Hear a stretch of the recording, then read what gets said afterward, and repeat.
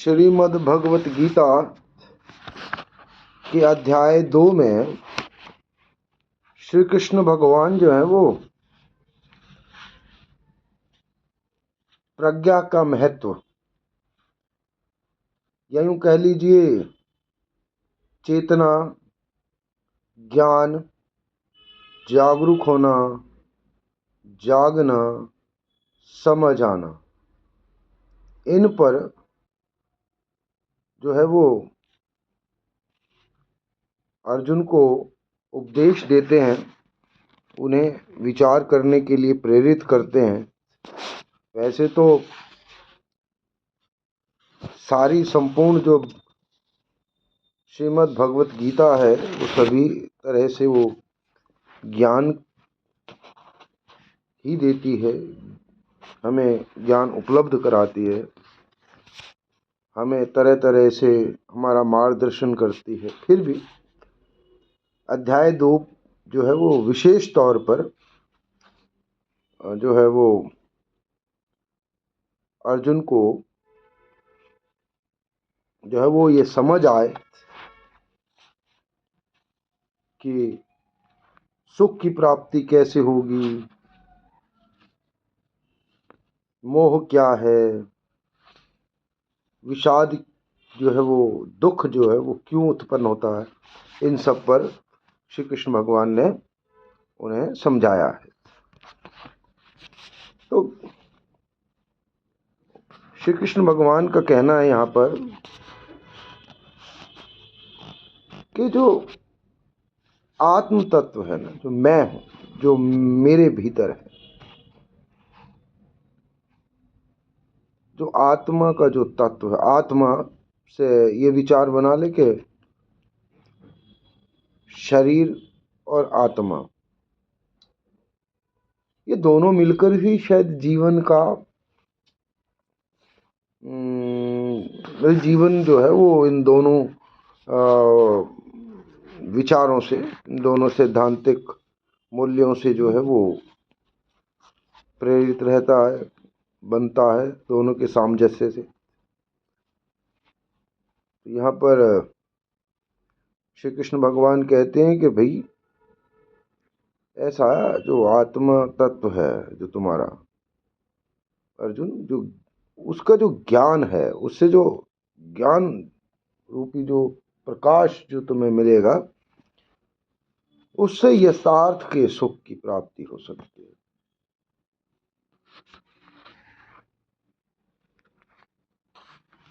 जो अर्जुन के अंदर जो मोह और कायरतापूर्ण जो विषाद, जो दुख उत्पन्न हुआ था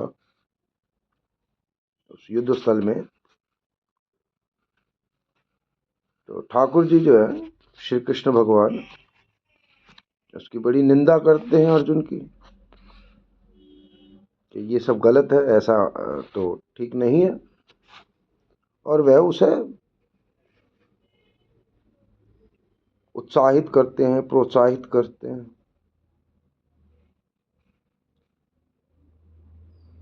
तो सर्वधर्म और आत्मा के ज्ञान का वर्णन भी वह वहाँ पर करते हैं, और इसीलिए इस अध्याय का नाम जो है वो सांख्य योग रखा गया है।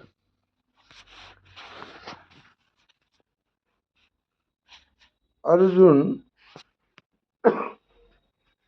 करुणा से, दुख से शोकाकुल है, दुखी है बहुत, क्योंकि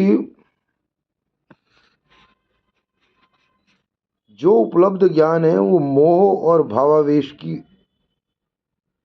जो उत्तेजना है,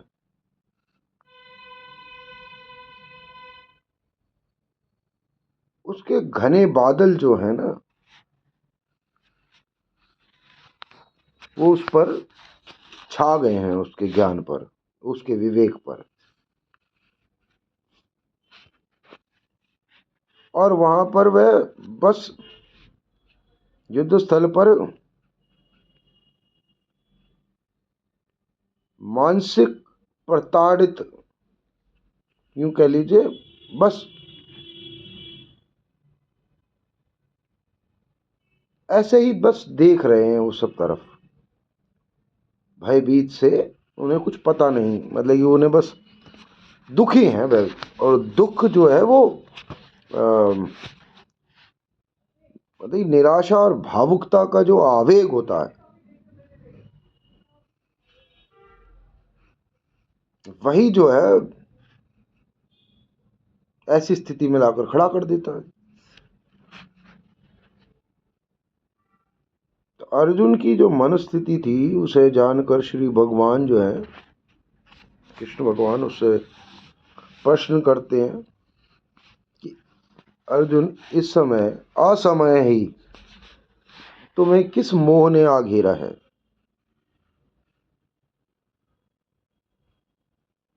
कहां से इस प्रकार की कायरता तुम्हारे भीतर आ गई?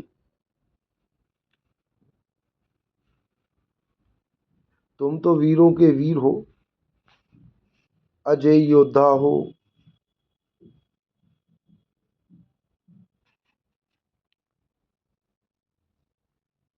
श्री कृष्ण भगवान के मुख से इस तरह के विचार सुनकर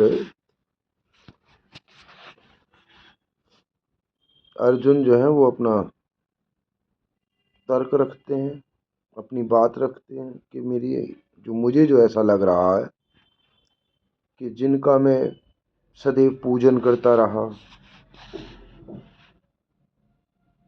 जिन्हें मैं सम्मान देता हूँ, जो श्रद्धेय हैं मेरे लिए, जिन्हें जिनसे मुझे स्नेह है,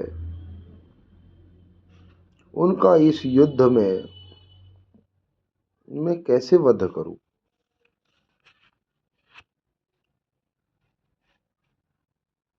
तो इस प्रकार जो है वो अपने कर्तव्य से वे भटक रहे हैं। और असमर्थता, मतलब कि वो प्रकट कर रहे हैं भगवान के सामने। और वो श्री कृष्ण भगवान के ही शरणागत होकर कहते हैं कि हे प्रभु, मुझे इस संकट काल की स्थिति से जो है निकालो।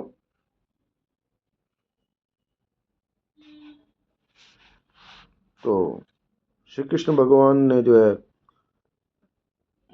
जब अर्जुन की इतनी व्याकुल मन स्थिति देखी, तो उन्होंने उसे जो है सस्नेह जो है वो ज्ञान, कर्म, भक्ति, संन्यास, त्याग, इन सब की जो है वो शिक्षा दी या ज्ञान दिया। उनके भीतर जो है एक लौ जगाई। और यहाँ पर श्री कृष्ण जो है वो जग विदित है कि हम सब लोग जो हैं उनके इन विचारों से यदा कदा जो है सुनते भी हैं, परिचित भी हैं। यहीं पर आकर श्री कृष्ण भगवान जो है वो अर्जुन को कहते हैं कि अर्जुन, आत्मा अमर और अविनाशी है, ब्रह्म अनंत है। जिनके प्राण चले गए उनके लिए, और जिनके प्राण नहीं गए हैं उनके लिए भी, जो ज्ञानी होते हैं ना, जो साधु जो होते हैं, जो परम तत्व, जो श्री हरि कृष्ण के शरणागत होते हैं, वो शोक नहीं करते, वो दुख नहीं मनाते। तो बहुत मतलब अब ये बात जो है, ये बात बहुत समझने योग्य है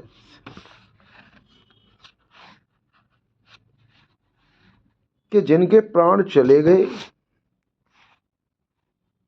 और जिनके प्राण नहीं भी गए, उनके लिए ज्ञानी जन जो है वो शौक नहीं करते, वो दुख नहीं मनाते।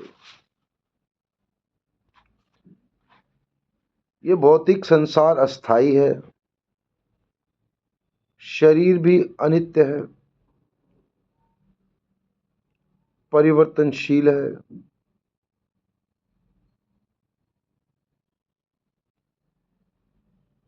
रात को सोते हैं, और सुबह जब उठते हैं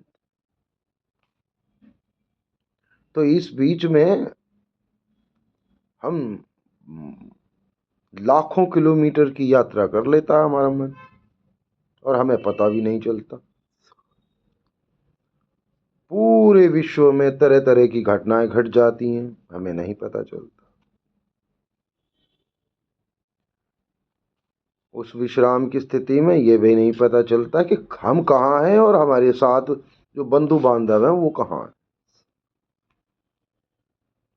दिन, तारीखें, महीने और साल अक्सर ऐसे ही बीत जाते हैं। तो जो परिवर्तन है, संसार का नियम है परिवर्तन। यहाँ पर श्री कृष्ण भगवान जो है कहते हैं जीवात्मा तो अमर और अजर है, अनंत है, अविनाशी है।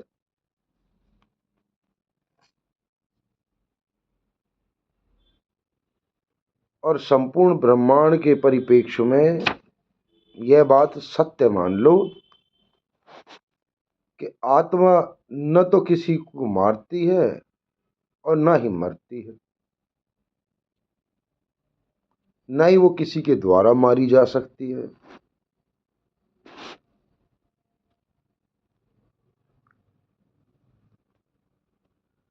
अब ये तो खैर महापंडित ही या श्री कृष्ण के समकक्ष जो विचार रखते हैं लोग, वही इस बात को, इस तर्क को, इस विचार के साथ में जो है वो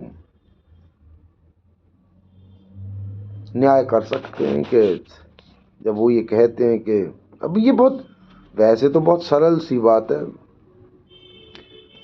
एक तरफ तो हम कह ही रहे हैं कि आत्मा जो है वो न मरती है न मारी जा सकती है। ऐसे है जैसे यहाँ पर अब हम अपने शब्दों में जब कहते हैं तो कहते हैं कि भाई जीवात्मा जो है पुराने शरीरों को त्याग कर दूसरे नए शरीरों में प्रवेश हो जाती है, और यह प्रक्रिया चलती रहती है। ये जीवन का बड़ा गहनतम विचार है। इसको हम कब जान पाएंगे, कैसे जान पाएंगे, किन उपायों से जान पाएंगे, यह बहुत गंभीर विषय है। पर फिर भी इस गीता ज्ञान से श्री कृष्ण के अर्जुन के माध्यम से यदा कदा जो भी प्रश्न हमारे भीतर हैं, उन प्रश्नों का कहीं ना कहीं उत्तर तो है, और महत्वपूर्ण और बहुत ही ओजस्वी वाणी से जो है वो हमें उत्तर भी मिले हैं। पर हम उन उत्तरों को जो है उतना ही जान पाएंगे जितना कि हमारे अंदर खालीपन है, रिक्तता है, जितना हमने अपने आप को खाली रखा है, क्योंकि उसी में ही विचार जो है भर पाएगा।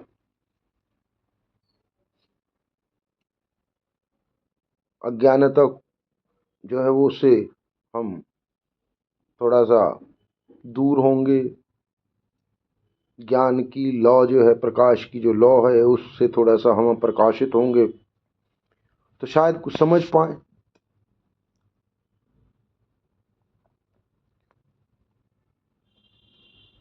तो यह प्रक्रिया तो चलती रहती है। एक शरीर को त्याग कर दूसरे शरीर में आत्मा जो है वो पहुंच जाती है। आत्मा को न शस्त्र काट सकता है, न आग जला सकती है, न जल गला सकता है, वायु सुखा नहीं सकती। आत्मा तो नित्य है। आत्मा तो न पैदा होती है न मरती।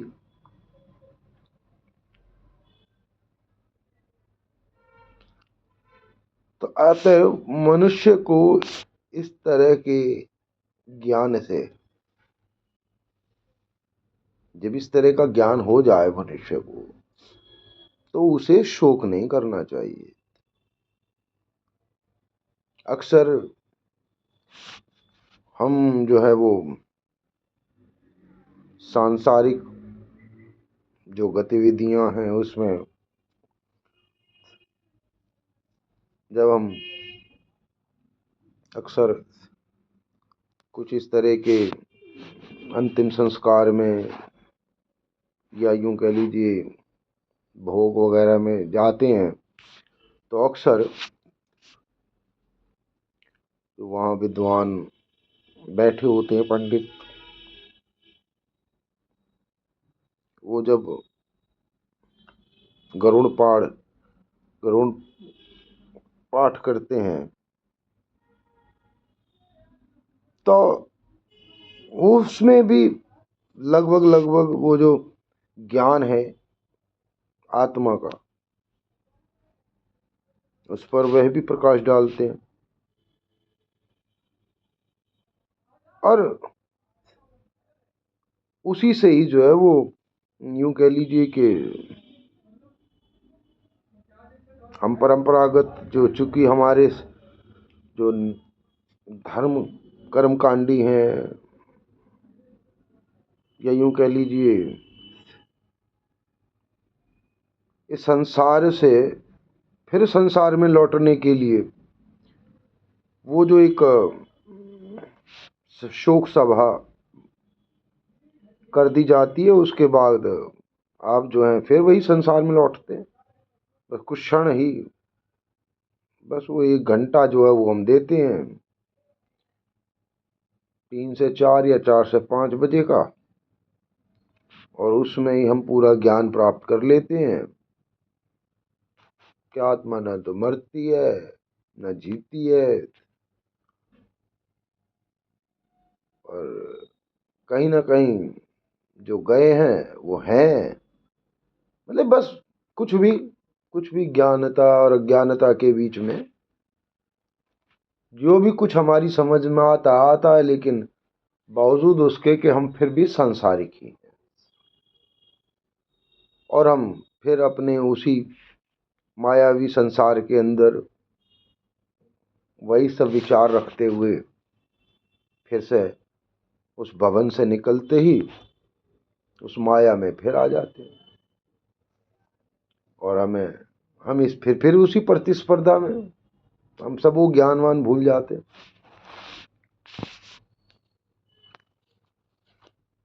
तो मतलब मैं जो कहना चाह रहा हूँ उसमें ये है कि हम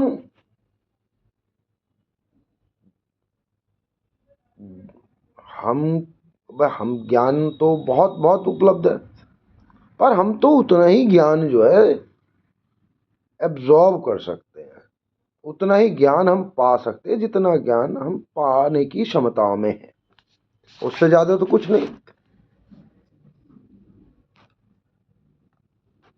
बजाय मतलब कि जैसे बाजार के अंदर मान कर चलो लाखों टन कोई जैसे मान लो कोई सोना ही, मतलब कि लाखों टन सोना है संसार में, लेकिन हम तो उतना ही पा सकते हैं ना जितनी हमारी क्षमता और योग्यता है। बस हम उतना ही पाकर संतुष्ट हो जाएंगे और हमें लगेगा कि हमारे पास भी सोना तो है। तो ज्ञान के मामले में भी ऐसा ही है, हम थोड़ा सा भी ज्ञान पा लें तो हमें ऐसा लगता है कि हमसे बड़ा ज्ञानी कोई नहीं। और जब स्थिति ये हो तो फिर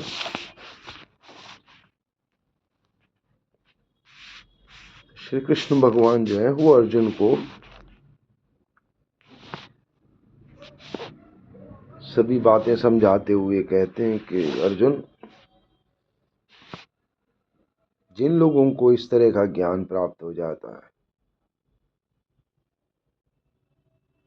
और आत्म तत्व, मतलब कि वो जो यथार्थ का जो सुख है ना उसकी प्राप्ति हो सकती है अगर हमें इस तरह के ज्ञान की प्राप्ति हो जाए। हम शोकाकुल ना हो, फिर हम दुखी नहीं होंगे, फिर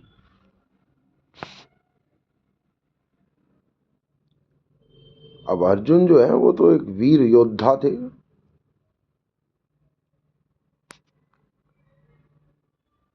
और जब श्री कृष्ण भगवान ने उनको इस तरह के कुछ उपदेश और संदेश दिए तो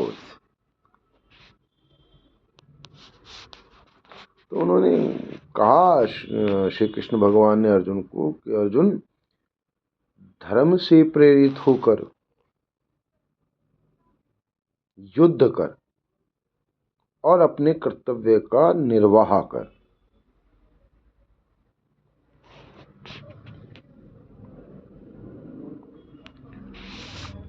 तो हथियार गिरने से तो बात बनेगी नहीं, क्योंकि जो लोग अपना धर्म का निर्वाह नहीं करते, अब यहाँ पर थोड़ी सी दिक्कत ये है कि हमारे लिए धर्म की जो परिभाषा है, धर्म का जो ज्ञान है, वो बहुत ही ऊपरी स्तर पर है। धर्म व्यवस्था नहीं है। धर्म इंसानों द्वारा बनाई गई कोई व्यवस्था नहीं, न कोई नियम न कोई कायदा होता उसमें। धर्म जो है वो प्रकृति से जो उत्पन्न होते हैं विचार,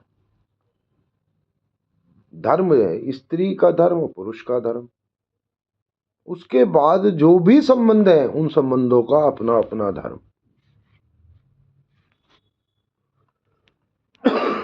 धर्म की तलहटी में, गहराई में जाना जो है वही धर्म है।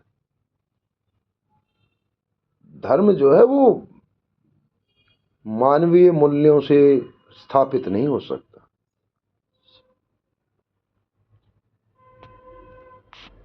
और जो लोग, श्री कृष्ण भगवान यहाँ पर अर्जुन को ये बात कहते हैं कि जो लोग अपने धर्म का निर्वाह नहीं करते, धर्म का मतलब ये है कि जो तुम हो, जो तुम्हारी क्षमताएं हैं, और जो क्षमताओं से जो तुम कर सकते हो, वो अगर तुम नहीं करते तो तुम अधर्म के साथ हो। धर्म का निर्वाह जो लोग नहीं करते हैं वो अपकीर्ति और अपमान के भागी बनते हैं।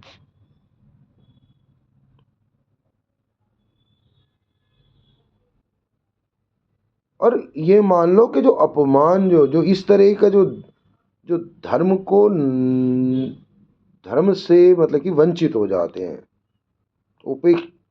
वो लोग जो हैं वो ये मानकर चलो कि वो मृत्यु से भी ज्यादा बढ़कर है। मृत्यु तो हो गई तो उसके बाद में तुम्हें कुछ पता न और किसी को कुछ पता, और जो होगा भी सो होगा। जो हम देखते हैं वो तो ऐसा ही है ना। लेकिन जो अपमान की बात की है जग में, जो संसार में जो अपमान की बात है, आप तो सामाजिक तौर पर ये बात जो है मृत्यु से भी ज्यादा खतरनाक है।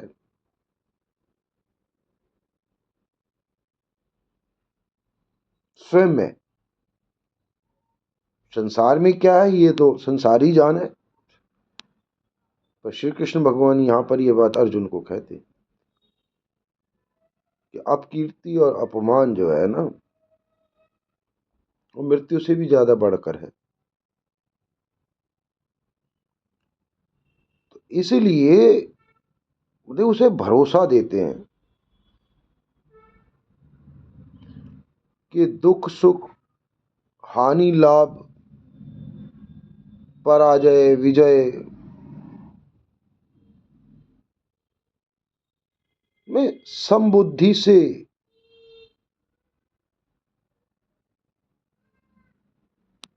युक्त होकर वे इन सब को जो है वो बिल्कुल संभाव में ले, और उन प्रियजनों को, जो प्रियजनों जो इस वक्त शत्रु बन गए हैं, उनको मारने पर भी पाप का भागी नहीं बनेगा। मतलब बहुत ही मजेदार बात है ये, कि अगर आप समभाव में हैं तो, और समभाव का मतलब दुख सुख, लाभ हानि, पराजय विजय, इन सब से जब मुक्त हो जाएंगे, इन सब का आप न दुख मानेंगे न सुख मानेंगे, तो ऐसी जब स्थिति आपको प्राप्त हो जाएगी तो आप आत्म तत्व के ज्ञान से जो है पूर्ण हो जाएंगे। और जब पूर्ण हो जाएंगे तो ऐसे में जो प्रियजन, जो इस वक्त शत्रु की तरह व्यवहार कर रहे हैं तुमसे, उनको मारने पर भी पाप के भागी नहीं हुआ। यह बात श्री कृष्ण ने अर्जुन जी को कही, और अर्जुन को कही गई निमित्त मतिक। अर्जुन जो है वो वर्तमान में हम सभी हैं।